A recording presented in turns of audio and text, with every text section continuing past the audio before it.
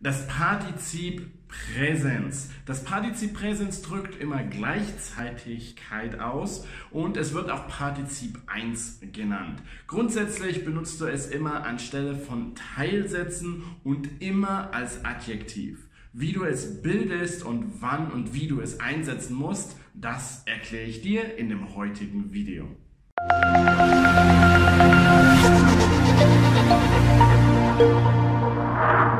Hallo, mein Name ist Jan und ich bin dein Lehrer hier auf Easy Deutsch, dem Kanal für deutsche Grammatik. Heute erkläre ich dir das Partizip Präsens. Das kennst du vielleicht auch unter dem Namen Partizip 1 und Achtung, verwechsel es bitte nicht mit dem Partizip Perfekt, also die GE-Variante der Verben, die du immer für das Perfekt und das Plusquamperfekt brauchst. Das hat hier nichts damit zu tun. Das Partizip Präsens, das brauchst du niemals für Zeitformen, denn es drückt immer eine Gleichzeitigkeit aus und du verwendest es immer nur als Adjektiv.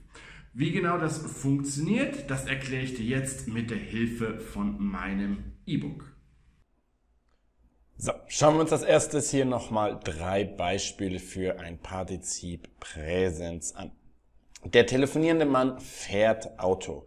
Hier ist telefonierende, das ist das Partizip Präsens. Auch die laufende Frau hört Musik. Und der vor der Tür stehende Mann ruft nach dir. Die blau markierten Wörter sind die Partizipien.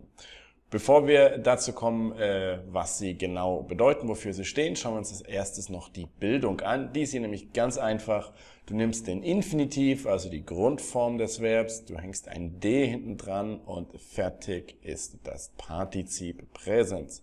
Also aus schlafen wird schlafend, aus rennen wird rennend, aus fahren wird fahrend. Und von dieser Regel gibt es 2 Ausnahmen, das sind die Verben sein und tun. Dort kommt noch ein extra E zwischen rein und ansonsten ist es immer nur das einfache D hinten dran. Kommen wir jetzt zur Verwendung. Das Partizip 1 hat eine einzige Verwendungsmöglichkeit, nämlich als Adjektiv anstelle eines Teilsatzes, wenn 2 Handlungen gleichzeitig stattfinden. Wie zum Beispiel der telefonierende Mann bestellt ein Bier. Das bedeutet, der Mann, der telefoniert, bestellt ein Bier. Also hier, er bestellt ein Bier und gleichzeitig telefoniert er. Hier, die laufende Frau hört Musik, bedeutet, die Frau hört Musik und läuft gerade. Und hier, der vor der Tür stehende Mann ruft nach dir, bedeutet, der Mann steht vor der Tür und ruft gleichzeitig nach dir. Also es sind immer 2 Dinge, die gleichzeitig stattfinden und du hast diese Variante und dann gibt es auch eben die mit dem Teilsatz, die ist genauso korrekt.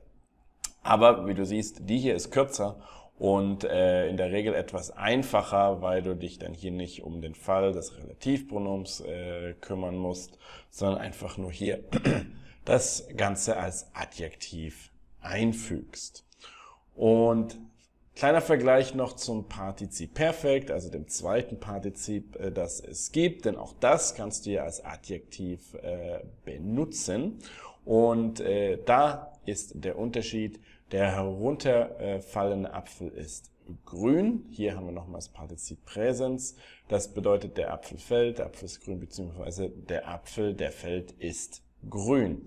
Und das sind immer 2 Dinge, die gleichzeitig passieren. Und beim Partizip Perfekt, dem Partizip 2, dann passiert etwas nacheinander.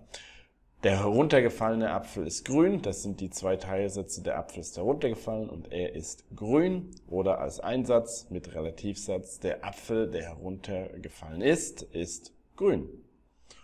So, wenn dir das Video gefallen hat, dann vergiss nicht, hier einen Like für das Video dazulassen. Und wenn du mich und meinen Kanal gern unterstützen würdest, dann schau einfach mal in meinem Shop vorbei unter shop.easy-deutsch.de. Dort findest du jede Menge E-Books und Online-Kurse, die dir dein Leben mit der deutschen Grammatik garantiert noch viel einfacher machen. Und ansonsten wünsche ich dir erstmal wie immer viel Spaß und Erfolg beim Deutschlernen.